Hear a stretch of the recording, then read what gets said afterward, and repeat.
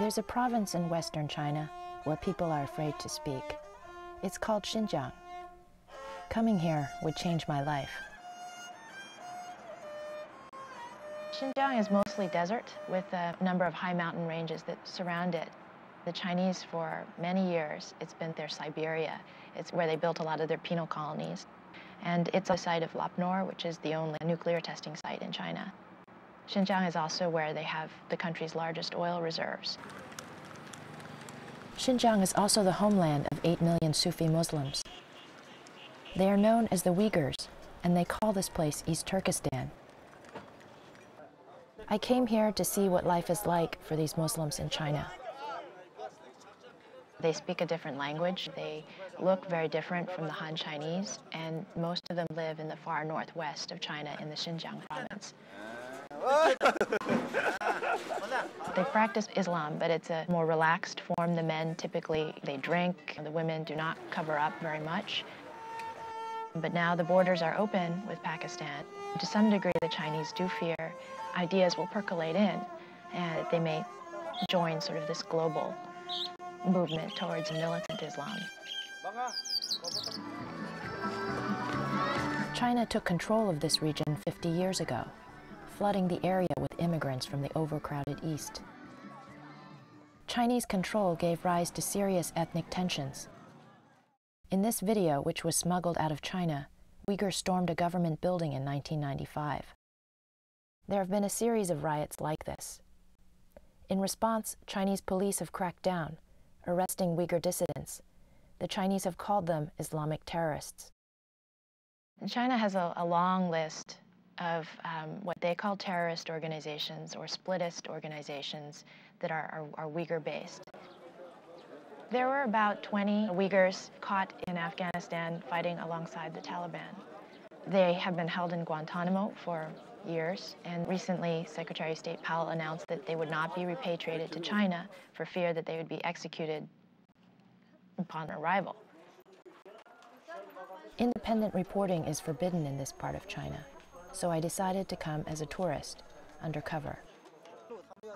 We hired a Chinese driver to take us around. Let's go! Let's go! Our driver was Han Chinese, the majority ethnic group in China. He was part of the wave of immigrants sent to the region to develop it. 现在不错，还可以，挺好的。 He'd come there with the military and lived there for 9 years. He wasn't pleased about being stationed in Xinjiang, but eventually he got used to it. 我们不知道是要到这个地方来。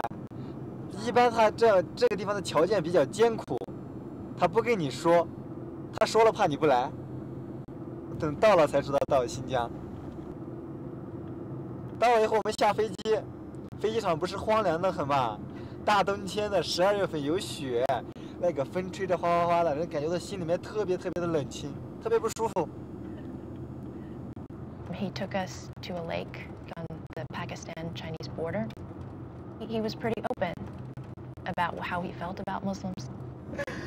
猪是维族人的祖先。这个有问题。猪是维族人的祖先，所以他们不吃猪肉。你喜欢结婚汉族还是维吾尔？我肯定要找一个汉族的呀，找维族的话生活习惯不同。他们不吃大肉，我们要吃大肉。要找一个汉族的。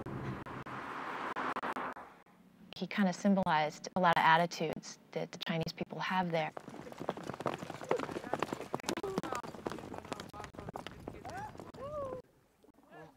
Hello!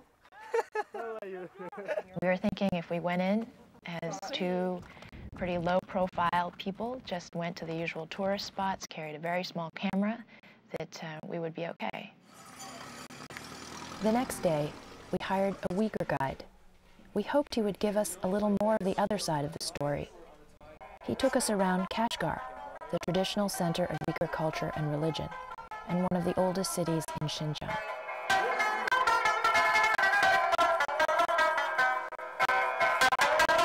Guess what is this for, Serene? Smoking. Smoking? No, you're wrong. You have 2 more chances. With a candle, you snuff this. No, wrong. Okay. Listen. Clue. This is actually the things for Uyghur babies pee. Okay, sounds funny, huh? It is. We have been using this for 1,000 years.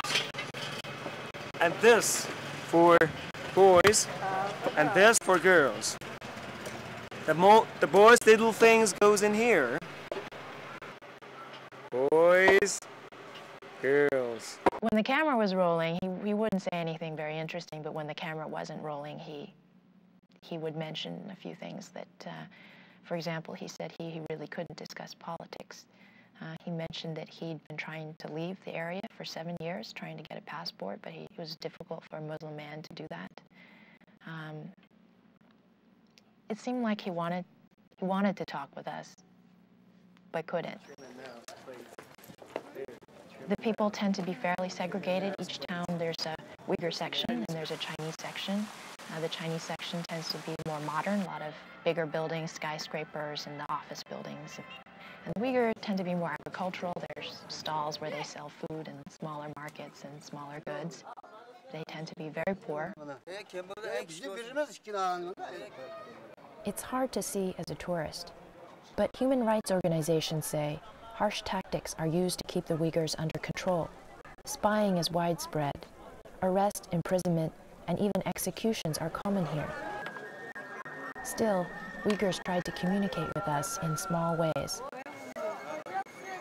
There was one incident in Gulja. We had gone to a bazaar, and we were looking at the wares of this guy who was selling trinkets. We told him we were American, and as soon as we told him that, he pulled out a pamphlet, and he said, "Look here, there's this, American woman in this picture." But I think what he was really trying to show us was next to her was a picture of Rabia Kadir, a very famous Uyghur businesswoman who was in prison for 8 years for giving some newspapers to an American delegation. What he really wanted to say was, Rabia Kadir, look at her and remember that incident. And we asked him if we could film it, and he said, no. There was one interview we had set up in advance. He was a Uyghur man who had agreed to meet us. He came to our hotel room late one night in the city of Gulja. When he met us, we just thought he was absolutely unforgettable. He was very articulate, and at the same time, he was terrified to come, just to come to our hotel to see us. He was terrified. He sat in our hotel room trembling for close to an hour and refused to be videotaped. And here was sitting in our hotel room kind of the embodiment of the fear and so the results of this policy that China's had with the Uyghurs these last 50 years. I felt that in order to tell the story, someone like that had to be shown. In the United States, there are some Uyghurs who are willing to speak out. Some of them also tend to be afraid. They have families back home. One of the Uyghurs that we interviewed has lived in the States for 6-7 years. His mother and his sister still live in China. He simply decided that if he doesn't speak out, who's gonna speak out? Hello. Miss Salim. Nice to meet you. Come on in. This is my house. In China, we are considered as a minority. In China, the word minority or 少数民族, it automatically means second-class citizen. It means you're backward, you're dirty, you're superstitious, you have no education, you are lazy, all kinds of labels on you, on us. My father was one of the victims of the Chinese regime. He was a pro-independence person. He had this deep belief that Uyghur people deserved an independent state. He was sentenced to 10 years in prison. He was in prison from 1970 till 1980. By the time his father got out of prison, Alam was 11 and didn't recognize him. When I went home and I saw one gray-haired, long-bearded, skinny older man, we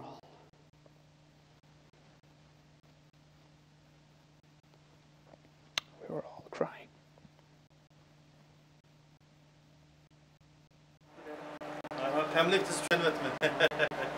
Today, Alam and his brother live in the United States under political asylum. We speak a different language, we believe in a different religion, our cultures, traditions, all different. today China conquered us, occupied us, and treated us like slaves, dogs, whatever, not as human beings, without respecting our human rights, religious freedom, everything, just force us to live according to Chinese culture and Chinese standard. There is no way we can accept that, and we will not accept that. I don't think we have ever accepted that. And that's why, as feeble as we are, we're still struggling against Chinese rule. While I was back in the United States, I received an email from the Uyghur man who had been too frightened to talk to us earlier. He said the situation was getting worse, and he had decided to talk. At the end of October, I flew back to China and went to the capital in Urumqi and met him. It was a very short interview, about 15-20 minutes, because he was still very frightened. He said that if the government knew that he had come to talk with me, he would be punished very severely.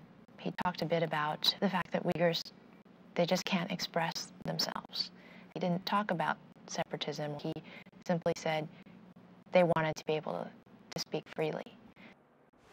I asked him if he knew if there were terrorists, and he said he didn't know of any. He wasn't aware of any. It's just mostly people are discontented with the way they're treated, and the difficulty of trying to eke out a life as a Uyghur man in that part of the country. He brought with him a list that he wrote of about 20 names and ages of Uyghurs, he said, that he'd read in the newspaper had been either imprisoned or executed. That list later became a big problem for him. We finished the interview at sunset and left the hotel. As soon as we got out the front door, I noticed out of the corner of my eye these two men dressed in plain dark clothing walking towards us. They grabbed his arm, they grabbed my arm, they showed us some identification and told us they were police and we needed to go back upstairs to his room with them. They had him take off his jacket, empty out his pockets, and they told him to stand against the wall. He was so frightened, he fell to his knees and he passed out. After a while, they took him into another room, and when they brought him back, he was crying. And the rest of the time that I was with him, he was just crying with his head in his hands. They asked me again and again and again what was my motivation. Why was I so interested in terrorists? Why was I so interested in terrorism? Why did I want to talk with terrorists? Again and again, just conflating the words terrorist, Uyghur, separatist. In their minds, it was all one thing. When they were questioning me, I never felt like they were concerned about finding out what the truth was. I felt it was about punishment. Punishment for this man coming to see me, punishment for me for coming to China to talk about Uyghurs. I only had one tape, and they took it. I'm assuming it's now evidence against him. Past history of China's treatment of Uyghurs who've been in their custody has been very severe. Experts in China, human rights advocates have said, if he gets 3 to 5 years in prison, you should just be happy for him and just not say anything. But since that night, I haven't been able to obtain any information about him. That's why I decided to reveal his identity, to bring attention to his situation. His name is Dilkesh Tilavaldi. He worked for the city of Gulja. He was taken away on the night of October 19th by the Ministry of State Security. Subscribe to those journalistic ethics that say that the story is important. It's important to get the truth out there, but, you know, the price was very high and I didn't have to pay it. So, yeah,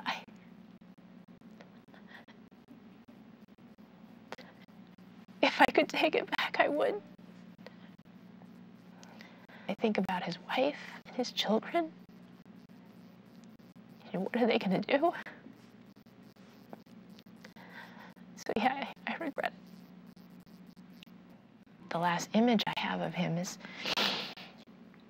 they're kind of pushing him out the door, and he sort of stumbled on his way out the door of his hotel room, and that's it.